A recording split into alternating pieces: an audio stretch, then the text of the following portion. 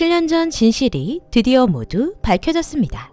김희설은 명백히 피해자였는데요. 할머니와 집에서 쫓겨나지 않기 위해 찾아갔던 그곳에서 정준혁에게 성폭행을 당했습니다. 이제야 모든 진실을 알게 된 윤재희. 제이는 이설과 준혁의 관계를 한동민에게 모두 폭로하며 준혁에 대한 존경심을 분노로 바꿔놓았습니다. 제이에게 준혁의 진실을 알게 된 동민은 크게 실망하며 준혁을 망하게 하려고 제이를 도울 것 같은데요. 위험에 빠진 이설을 돕는 데에도 크게 한몫하겠죠.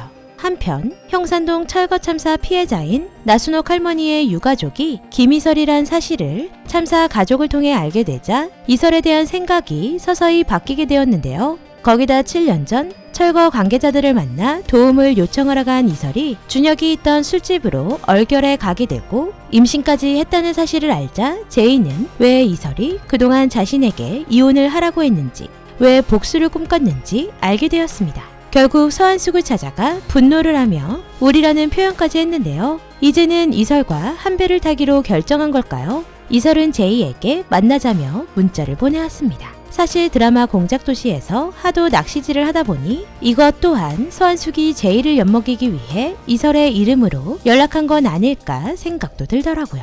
거기다 이설이 오라고 한 곳에 정준혁은 이미 기다리고 있었고 거친 몸싸움까지 한 것으로 보입니다. 제이가 도착 전 계단에서 굴러 죽는 것처럼 보이는 김희설의 모습이 나오는데요. 하지만 준혁의 신발이라고 하기엔 조금은 올드해 보입니다. 준혁은 항상 머리부터 발끝까지 갇혀 입고 다니는데 이 정도 건강화 같은 신발이라면 필성의 아래에서 일하는 남자이거나 고선미가 아닐까 싶기도 하네요.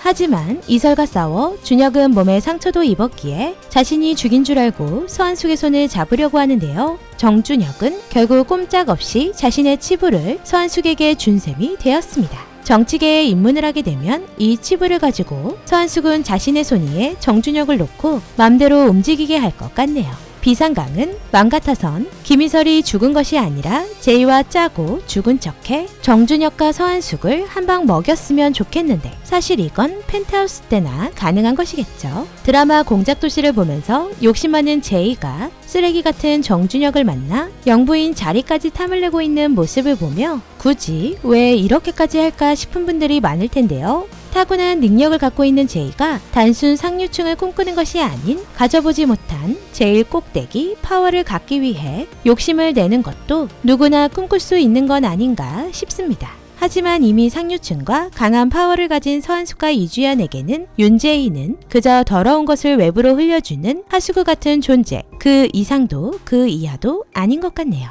드라마 속 꼴보기 싫은 인물은 끝도 없이 많지만 그중 유진석은 너무너무 보기 싫을 정도로 여자만 보면 성희롱하기 바쁜 모습인데요. 정준혁 대선 캠프에서 제대로 인정받고 있는 유진석은 오예린의 과거를 잘 아는 듯해 보이는 모습이 나오며 우연히 만난 오예린을 상대로 지저분한 성희롱 같은 걸 했습니다. 이 광경을 본 윤재희는 오예린을 통해 유진석의 치부를 알아내 벼랑 끝에서 밀어버렸으면 좋겠네요. 드라마 공작도시는 윤재희가 미쳐 날뛰는 모습이 나올 때 속이 시원한 드라마인데요. 15회, 16회에서는 이설과 제이가 많이 당했으니 17회에서는 이설의 사고를 중심으로 이설이 남긴 흔적을 쫓아 동민과 함께 쓰레기 수거를 제대로 했으면 좋겠습니다.